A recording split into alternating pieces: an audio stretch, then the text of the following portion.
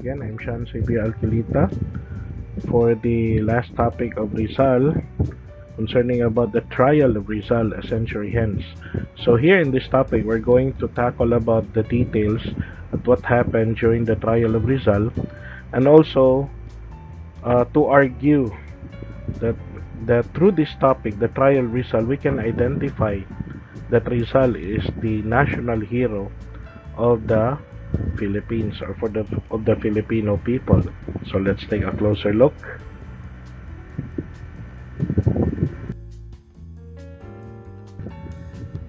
So in this lecture, we'll try to point out why Rizal became a national hero of the Philippines. Among the primary sources that are seldom read are the records of Rizal's trials. One historian in the name of Renato Constantino makes two major points in his veneration without understanding. That number one, Rizal was against the Philippine Revolution, and lastly, number two, Rizal was an American-sponsored hero.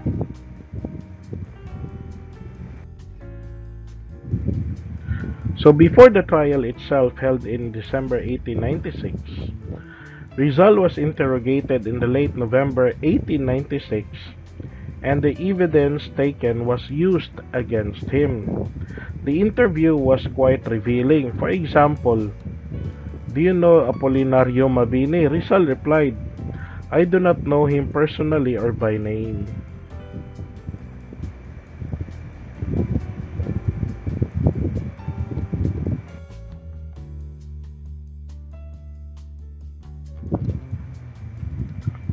On November 21, 1896, Rizal was asked if he knew Andres Bonifacio, and he replied, "I do not know this person by name, and in fact this is the first time I hear of him, nor do I know him by sight." But what actually here in this story, maybe Rizal has forgotten already because of the several people that he had met at the time. Now, although Bonifacio might have been present at the meeting in the house of Doroteo on Junco, where Rizal was introduced to many persons whose names and appearances he no longer remembers. That was at the time when he tried to establish the La Liga Filipina. Unknown to Rizal was the fact that under interrogation, many people implicated him in the revolution. So that's why. And in the list, surprisingly includes his friend Antonio Luna, or General Luna.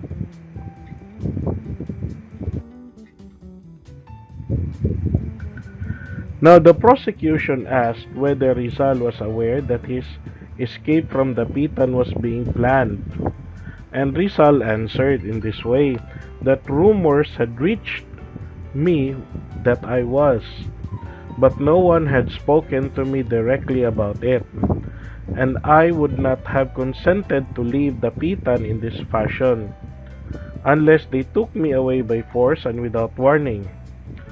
Most surprising was the assertion that after the planned escape from the Pitan, Rizal intended to go to Japan and to join forces with Doroteo Cortes and Marcelo del Pilar for the purpose of persuading that government to extend assistance to the Filipinos.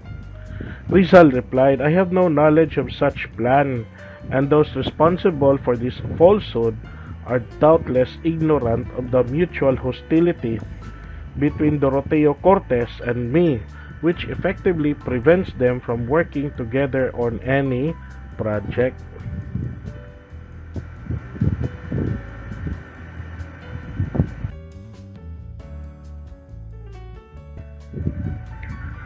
So I should also add here, the same attitude was true for Marcelo del Pilar, that contrary to popular belief, our heroes did not always see eye to eye. So the reason Rizal left Spain, and consequently the propaganda movement, was due to disagreements with del Pilar. They ran against each other in a bid for leadership of the Filipino Association in Spain.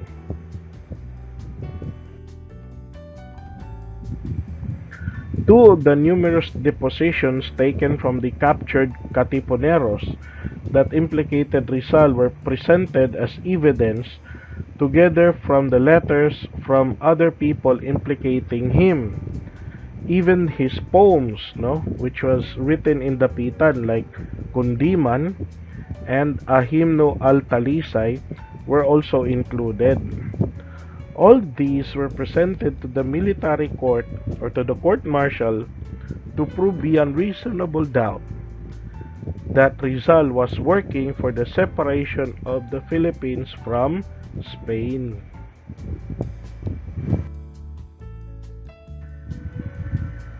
Okay, here's another policeman, or shall I say a Guardia Civil, in the name of Martin Constantino. So he's from Bulacan, said in Manila on September 9, 1896, that the objectives of the Katipunan were, number 1, to massacre of all the Spaniards.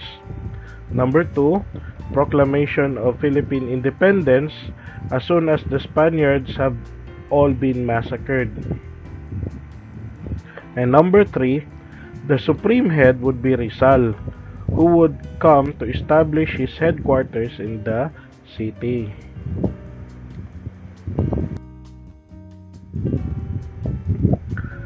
Aguedo del Rosario, a bookbinder from Mindoro, stated that Rizal is the honorary president of the Katipunan. His portrait hangs in the session hall of the Supreme Council, and Pio Valenzuela, at the time when he visited Rizal in Dapitan, he informed Rizal that people kept demanding an armed uprising.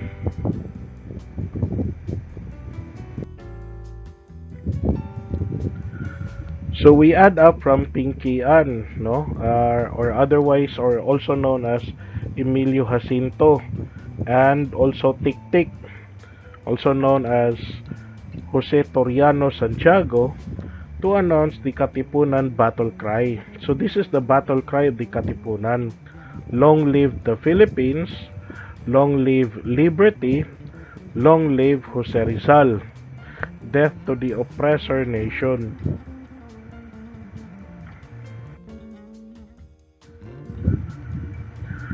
To sum up, Rafael Dominguez wrote a report on December 12, 1896, stated that it appears that the accused Jose Rizal Mercado is the principal organizer and the very soul of the Philippine insurrection.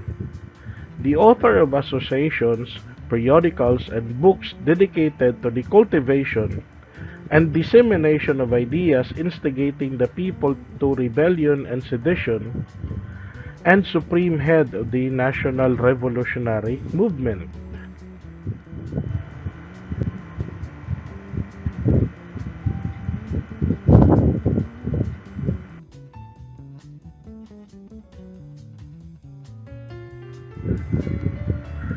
So the report was sent to Governor General Ramon Blanco, who in return sent to Judge Advocate General Nicolas de la Peña, who ordered that, number 1, the case was ready for court-martial. So it is court-martial, And number 2, Rizal remained in prison on incommunicado. So incommunicado means that he is separated, from the rest of the society. Number 3, Dominguez confiscated Rizal's property equivalent of 1 million pesos. Number 4, that Rizal's defense will be handled by a military officer and not a civilian lawyer. So actually at that time, Rizal was given 106 names of all the first and second lieutenants in the Spanish forces. However, Rizal chose a familiar name, Taviel de Andrade, who turned out to be Luis Taviel de Andrade, who was the brother of Jose Taviel de Andrade, who assigned to him to Rizal as a bodyguard when Rizal was staying in the Philippines in his first homecoming for 6 months in 1887.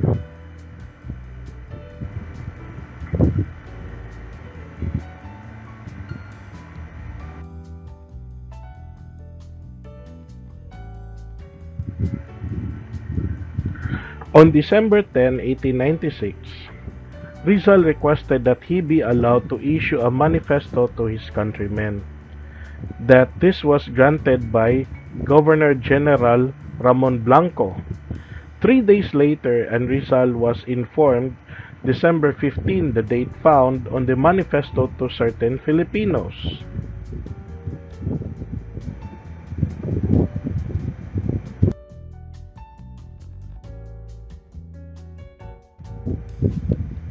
So this is now the manifesto. So the manifesto is translated into English, no? That Rizal wrote that number 1, my name was used as a rallying cry by some who had taken arms. Number 2, from the very beginning, when I first received information of what was being planned, I opposed it. I fought against it, and I made it clear that it was absolutely impossible. Number 3, that education was a prerequisite for liberty. Then, number 4, lastly, that reforms, if they are to bear fruit, must come from above. For reforms that come from below are upheavals, both violence and transitory.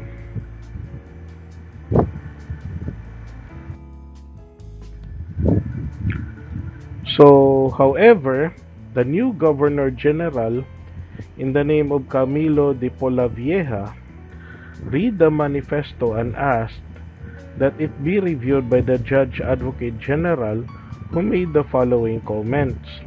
Number 1, devoid of patriotic indignation. Number 2, consistent to published opinions that Rizal limits himself to criticizing the present insurrectionary movement as premature because he believes its success to be impossible at the present time.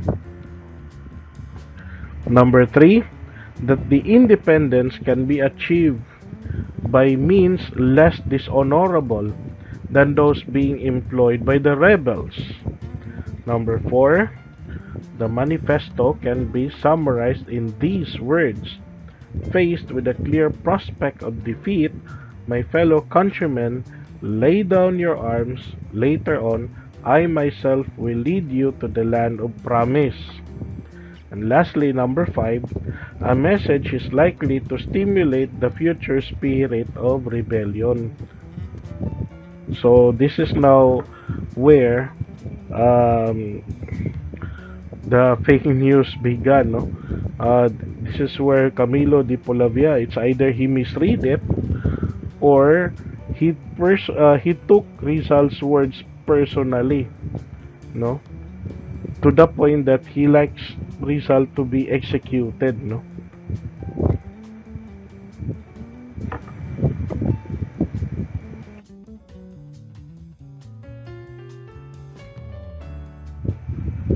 So, contrary to Rizal's expectations, Nicolas de la Peña on December 19, 1896 forbade the publication and dissemination of Rizal's manifesto and asked that it be incorporated in the documentation against him.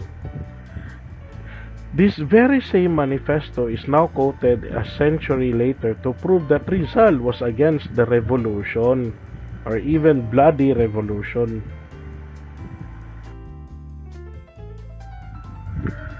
After summing up the evidence against the accused, Enrique de Alcocer, so Enrique de Alcocer is considered to be Jose Rizal's prosecutor in the court martial, no? That Enrique de Alcocer claimed that Rizal is a prime mover of the crime of rebellion. Honorable judges, we can see in Rizal nothing less than the very soul of this rebellion. His fellow countrymen rendered this man liege himage and look upon him as a superior being whose sovereign commands are obeyed without question. He was looked upon or looked up to them as one of their principal leaders.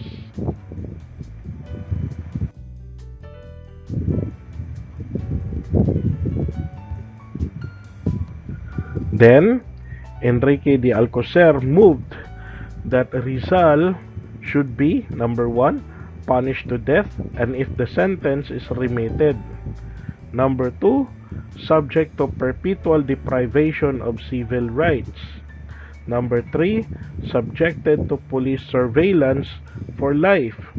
And lastly, number 4, is to pay the indemnity of 20,000 pesos.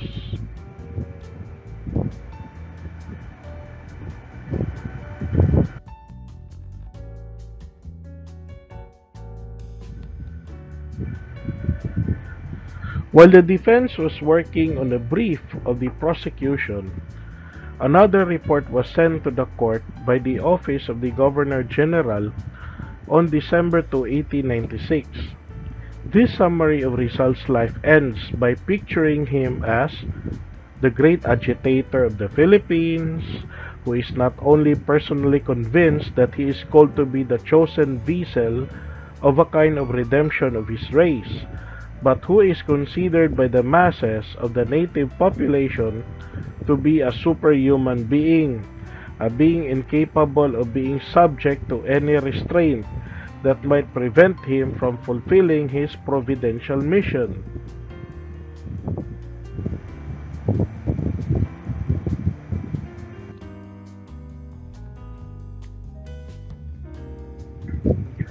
The courts, that time, recessed for Christmas, the worst Rizal had in his short life.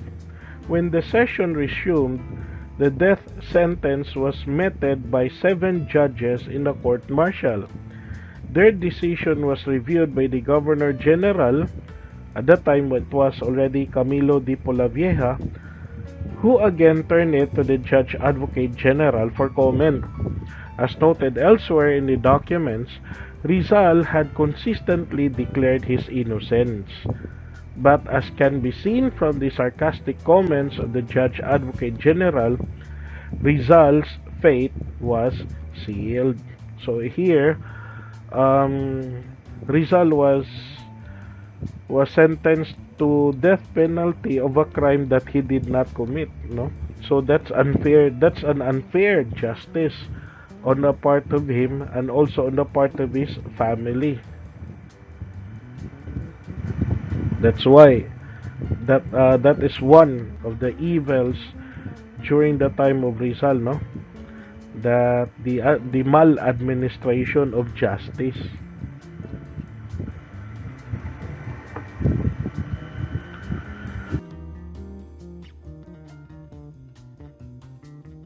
So let us reply to the essay by Renato Constantino that Rizal was really an American-sponsored hero. He is the historian Ambeth Ocampo's reply, no? So that Rizal's greatest misfortune was he became the hero of the Filipino people. From the trial of Rizal, we see that he was considered a hero even in his lifetime, because at that time, during the Spanish period or even during the time of Rizal, there was no bayani, or there was no word hero or bayani at that time, no?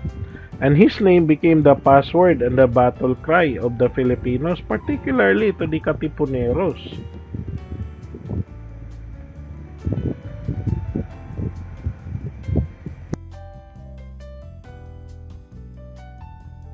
Another question here is that, was Rizal against or for revolution? So we have to take note of the 3 versions of the testimonies of Pio Valenzuela. So during his meeting with Rizal in Dapitan, so here, excuse me,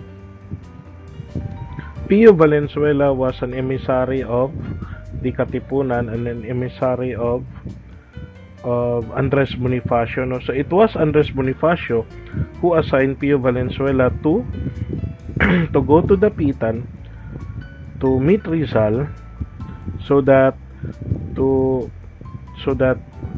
Rizal would have time to escape Dapitan, to join the Katipunan, and to launch a great revolution. However, in the first version on September 1896, Rizal was tenaciously opposed to the idea, and with bad humor and disgusting language at that. But on the second version on October 6, 1896, he claimed, "No, no, no, 1,000 times no." On the third version, on September 1917, at that time it was already 10 years after Rizal's death, he claimed that, in a few words, that if it were possible, there should be no uprising until they were provided with arms. So, until they're provided with the weaponry. But when they had arms to raise the people when their opportunity occurred, and that we should not lose that opportunity, but that the Katipunan should wait for the coming of the arms. Why? It's because if you go to war, if you launch a revolution without the arms, you're just losing your you just die in vain in the middle of the battlefield. And moreover, people at that time so very premature, no, to launch a great revolution, because people are not yet prepared. They have no arms yet. So that's the problem, and that's one of the reasons why Rizal opposed to the idea of the Philippine Revolution, and that he claimed that the only way to achieve emancipation, the only way to achieve freedom, the real essence of freedom, is through education. When people are already educated by knowledge and by understanding, that's when the people will be able to emancipate themselves from the bondage of slavery, from the hands of the Spanish oppressors.